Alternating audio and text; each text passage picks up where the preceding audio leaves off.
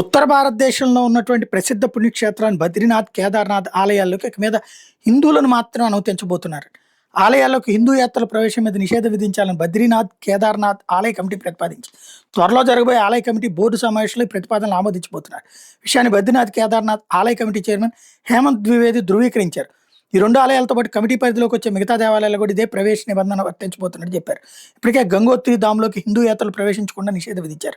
ఈ మేరకు ఆదివారం జరిగిన శ్రీ గంగోత్రి టెంపుల్ కమిటీ సమావేశంలో దీనిపై ఏకగ్రీవంగా నిర్ణయం తీసుకున్నారు.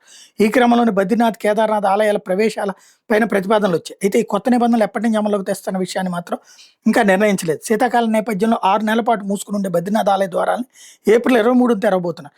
గంగోత్రి, యమునోత్రి ఆలయాలు అక్షయ తృతీయని పురస్కరించుకుని ఏప్రిల్ 19ని తెరుచుకున్నాయి. నా దృష్టిలో ఇది తప్పు అనుకుంటున్నాను నేనైతే. ఎందుకంటే అన్యమతస్థులు కూడా హిందూ మతాన్ని అంగీకరించి వస్తున్నప్పుడు తిరుపతిలో పెట్టినట్టే రూల్ పెట్టండి. మేము హిందూ దేవుళ్ళని అంగీకరించి వస్తున్నాము అని చెప్పేసేసి. ఎందుకంటే ఈ దేశంలో గుడిని దర్శించుకోవాలనుకునేవాడు పుట్టుకతో ముస్లిం అయ్యి ఉండొచ్చును కానీ వీళ్ళ తాత ముత్తాతలు వచ్చేటప్పటికి ఈ దేశానికి సంబంధించిన వాడు. ఒక పక్కన మనం గర్వాపసి అని కోరుతున్నాం.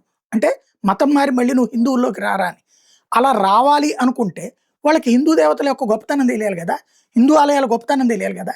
తాత ముత్తాతల నాడు ఏదైతే పాతకాలంలో రాజుల కాలంలో జరిగినటువంటి హింసాకాండ వలన బలవంత మత మార్పిడికి గురైనటువంటి వాళ్ళు ఇక్కడ ఉన్నటువంటి ముస్లింలు. అలాగే ఆ తర్వాత బ్రిటిషోడు, ఫ్రెంచోడు, డచ్చోడు ప్రలోభాలు పెట్టినా లేకపోతే రకరకాలైనటువంటి కారణాలతో మనల్ని క్రైస్తవం వైపుకి మళ్ళించారు.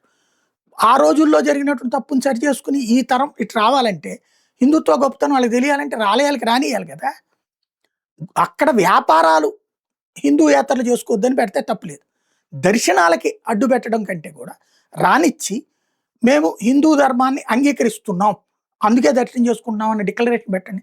తద్వారా ఆయా మతాల వాళ్ళు కూడా మన దగ్గరకు వచ్చినట్టు అవుతుంది కదా. ఆలోచించుకుంటే బెటర్.